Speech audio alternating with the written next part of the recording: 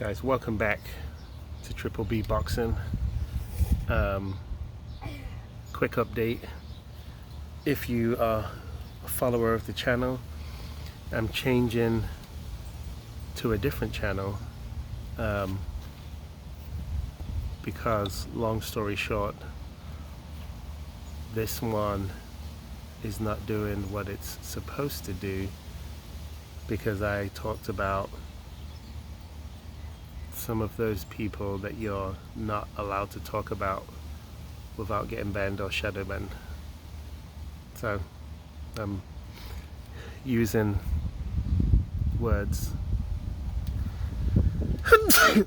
excuse me, I am somewhat speaking in code, but yes, I use this channel even though it's got, close to 1,500 people on it. And if you didn't know, on YouTube, once you have a certain number of people, if you say certain things or talk about certain subjects, you are automatically flagged. There's plenty of AI that can do that really easily. And I do work in IT, so I do have some knowledge on it, maybe more than the regular folks who are really new to AI. But anyway, that being the case, my channel's been that way for a while. So I'm going over to a different one where those folks will remain unnamed.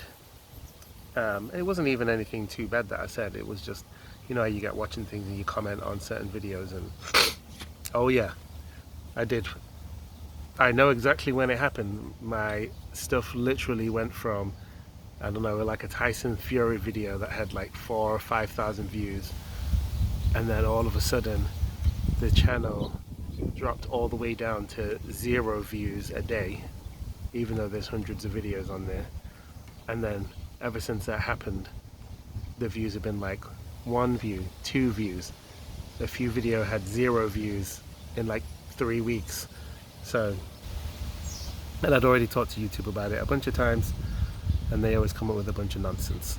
So, just so that you guys know, if you are searching for it, or if you're searching on YouTube, or if you're looking for the channel, it's now under Heavyweight Boxing News Updates. That's Heavyweight Boxing News Updates, with a sprinkle of the lighter weights in there. But that's the name if you're looking for it on YouTube, or it's going to be HBNU. So you can find it under either one of those. I've not put a video out on that channel yet, but this is my last video on this channel, Triple B Boxing, which used to be T-Laws Fitness years ago. I don't know, 10 years ago.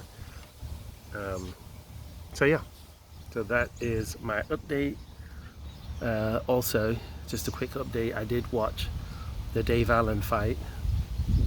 Dave Allen was way out of his depth trying to fight Filip Hrgovic, and he admitted that. But Dave should just go back to boxing British level fighters for now. And since he's towards the end of his career, why risk your health? He's got 2 kids. He's got his houses and all that stuff. I like the podcast that him and Carl Froch have done together. Kind of just 2 guys sitting there shooting the crap together, and I like that style. So I think that that is a good move for him moving forward. And then I didn't even get to touch on the Daniel Dubois Fabio Wardley thing, because I just was like, what's the point if it's going to get 0 view count?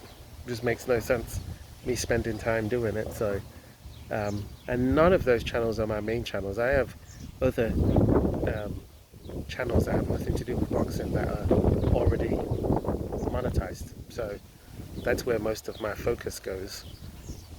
But I'm sure if you're a content creator out there yourself, that it's very demoralizing and unmotivating to put content out that gets 0 views because you're being shadow banned in some way. And speaking to YouTube bots is basically a waste of time. So but I was very impressed with Daniel Dubois in the Fabio Wardley fight, just to cover that real quick, Fabio was very one-dimensional. I almost feel like the worst thing that could have happened in that fight was for the right hand to land, because then that's all that he had. And Daniel just waited for it and then just counterpunched. And it was an easy night's work. Daniel went down twice, but they weren't bad knockdowns. I mean, one of them, Daniel chose to take the knee, which is smart. He just chose to take the knee, take some time, rest, regroup. But other than the rounds where he got knocked down, he pretty much won every single round. Look at Daniel's face compared to Fabio Wardley's face. Fabio is beat to death, and he has taken the rematch clause. I think he's activated it. I don't really think that that's wise if he's planning on fighting Daniel next, or if he has to fight Daniel next and Daniel has no fight in between, because there's things that Fabio needs to clean up in his game. Like, he needs to establish a real jab like Daniel's, not just the one where you just put your fist out there to measure the distance for the right hand. You need a jab that is effective, that they defend against, because then it opens them up to be hit by the right hand. Fabio showed, as much as people knock Wilder, saying all he's got is power, all he's got is the right hand, when he knocked Fury down, he hit him with the right hand and he followed up with a big left hook. And that left hook has dropped Fury in the first fight, and it also dropped him in the third fight where he went down twice. So even though Wilder is not that technical when it comes to his boxing skills, he still has more than Fabio Wardley, which is shocking, because Fabio had no left hook, he had no jab. I mean, all he was doing was trying to throw the right hand bomb, and his defense was zero, null and void. If he had any defense or any decent footwork like Daniel does, he could be in and out of range and not just taking all these shots, which is what actually led to Daniel winning the fight without taking nowhere near as much damage as what Fabio Wardley did. And the fight, even though people say it was stopped early, forget that. Look, when they stopped Joseph Parker, I don't even think he was bloodied up half as much as what Fabio Wardley was. So let's not use that as an excuse. Joseph Parker was stopped way earlier, probably 3 rounds too early, if you compare it to how long they let Fabio Wardley go. So, yeah, kind of sad. But anyway, go over to Heavyweight Boxing News Updates. That's where the new channel will be.